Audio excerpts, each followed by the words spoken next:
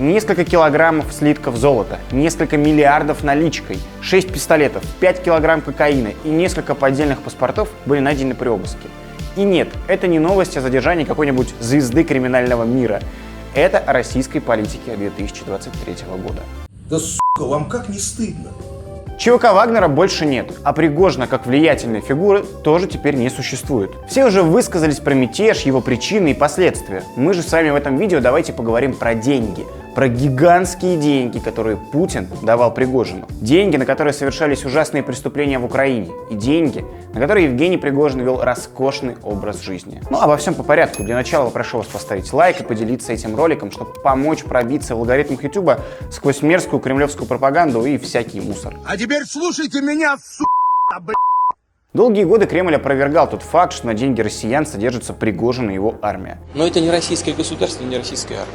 Поэтому мы здесь ничего не комментируем. Это было выгодно Путину, ведь ЧВК «Вагнер» выполняли грязную работу в Сирии и Украине, а взамен получали полную неприкосновенность и огромные бюджетные деньги. Сейчас Путин заговорил иначе. Теперь он уже не отрицает, а наоборот подчеркивает, что вагнеровцы содержались за счет государства. Между тем хочу отметить, и хочу, чтобы тоже мы все знали об этом, содержание всей группы «Вагнер» полностью обеспечилось государством.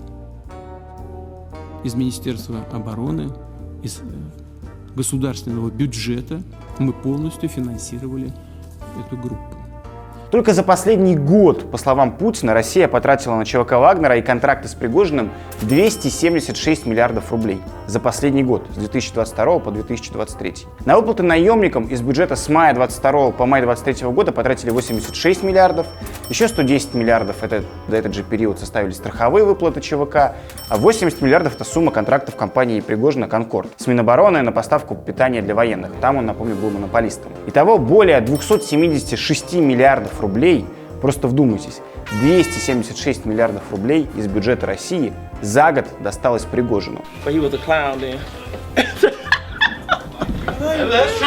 Общая сумма контрактов за все эти годы неизвестна, но с экранов федеральных каналов говорят о цифре более 850 миллиардов рублей, которые из бюджета были переданы Пригожину и его «Конкорду». Основанная Евгением Пригожиным частная военная компания «Вагнер» в рамках заключенных с государством контрактов получила чуть более 858 миллиардов рублей. Издание «Верстка» даже сравнило сумму непосредственных расходов на содержание ЧВК в 2022 году, это 86 миллиардов рублей, с бюджетами российских регионов на 2023 год. И что получилось? На группу наемников Россия потратила за год сумму, сопоставимую с бюджетом целой Кировской области. Сам Пригожин за год через контракты с Министерством обороны заработал, как я уже говорил ранее, еще 80 миллиардов рублей.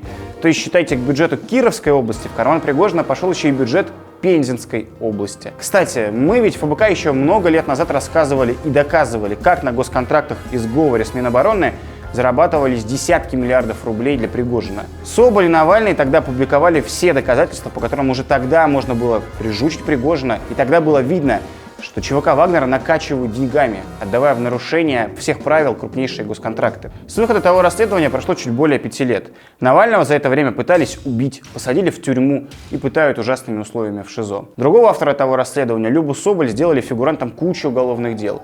Ее бывшего мужа чуть не убили пригожинцы, а фабрика троллей Пригожина регулярно устраивала травлю в интернете. А Пригожин все эти годы продолжал все больше и больше воровать при помощи Путина на госконтрактах. Вам же, наверное, интересно, а что купил Пригожин на украденную в России бюджет Кировской и Пензенской области? Это, кстати, не секрет. Довольно много прекрасных расследований было опубликовано, и про многие атрибуты роскошной жизни Пригожина мы с вами знаем. Казалось, что еще помимо золотых слитков, кокаина и десятков фальшивых паспортов, которые нам показали путинские следователи в день мятежа, можно еще увидеть у Пригожина?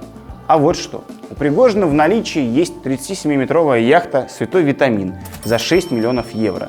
Сообщалось, что ее интерьер выполнен в стиле Versace. В этой яхте аж 6 спален, салон, терраса, кухня и общежитие для персонала. А вот, например, немецкое издание Bild публикует фотографию частного самолета Пригожина в берлинском аэропорту в 2021 году. Стоит такой порядка 2 миллионов евро, но это лишь один из многих его частных джетов. Итак, у него в собственности есть самолет Hawker 800 XP. На нем он часто летал в такие страны, как Судан, Ливия или, например, Центральноафриканская республика, страны, где у него много бизнес-активов. Через компанию Lindbergh Предприниматель Пригожин с 2017 года владеет частным самолетом British Aerospace 125. Личный Embraer RAJ-135 с регистрацией на острове Мэн также есть в наличии у Пригожина.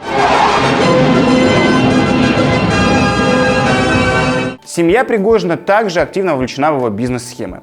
Мы знаем про них следующее. У него есть супруга Любовь. Ей принадлежит несколько курортов, шоколадная фабрика и музей шоколада в Санкт-Петербурге. Она активный участник всех этих бизнес-схем медиа-империи господина Пригожина. У него есть сын Павел, старшая дочь Полина и младшая дочь Вероника. Думаешь, просто так, что ли, жопу голову выставляю в историях? Полина на свадьбу получила от отца подарок 1 000 000 роз. У нее есть особняк, она активный участник всей схемы с бизнес-активами Пригожина. Младшая дочь Вероника обожает конный спорт. Поэтому есть у Пригожина коллекция элитных лошадей. Есть у Пригожина и множество особняков. Но тут лучше меня вам про это расскажет Алексей Навальный, который эти особняки и находил. Как же живет скромный повар Путина и король дизлайков? Участок 1,3 гектара. Мы сразу видим дом. Вот это, скорее всего, бассейн со стеклянной крышей, а вот здесь что-то вроде оранжереи. А вот это, насколько мы понимаем, крытая стоянка для той самой коллекции автомобилей. А вот здесь очень хорошо. Флагшток с государственным флагом. Они могут опускать и поднимать его, прямо как на школьной линейке. Здесь фонтан. Теперь перелетаем на примыкающий участок дочери Пригожина. Здесь расположен ее дом с 2 постройками. Залетаем с другой стороны, чтобы лучше рассмотреть баскетбольную площадку, вертолетную площадку. Здесь очень дорогая земля, и по нашей оценке дом Пригожина и его дочери стоит примерно 600 миллионов рублей. Если вы думаете, что это все, то вы глубоко ошибаетесь. Перенесемся в Геленджик. Здесь у Пригожина еще одно поместье, расположенное прямо на берегу Черного моря, на землях лесного фонда, между прочим, где строительство вообще запрещено. Но это обычным людям запрещено, а повару Путина можно. Площадь участка почти 4 гектара. И здесь мы видим 2 группы коттеджей. Дом с бассейном стоит на возвышении. Из него открывается чудесный вид на Черное море. Соцсети детей Пригожина позволяют это оценить. Неподалеку расположен причал, где и пришвартована та самая пригожинская яхта за 5 миллионов евро. Есть еще у Пригожина и роскошный автопарк, украшает который раритетный Кадиллак. То есть, как мы видим, абсолютно ничем не отличающийся от других олигархов. Жадный и циничный бандит. Человек до недавних пор полезный и близкий к Путину. Точно так же грабил народ России, как это делают Шойгу, Ротенберги, Ковальчуки и другие близкие путинские дружки. И как бы хорошо и сладко не звучали его разоблачающие российскую элиту речи, не надо очаровываться и не надо забывать. Он сам часть этой элиты. И формально, вообще-то, свой мятеж он начал за право получить снаряды и убить еще как можно больше людей на войне в Украине. Пригожин – вор, бандит и военный преступник. И создал его лично Владимир Путин. Путин позволял существовать частной армии, теперь которая с большим боевым опытом и самым современным вооружением гуляет по просторам нашей страны. Несмотря на нынешние разногласия, кое-что общее у Путина с Пригожиным все-таки остается.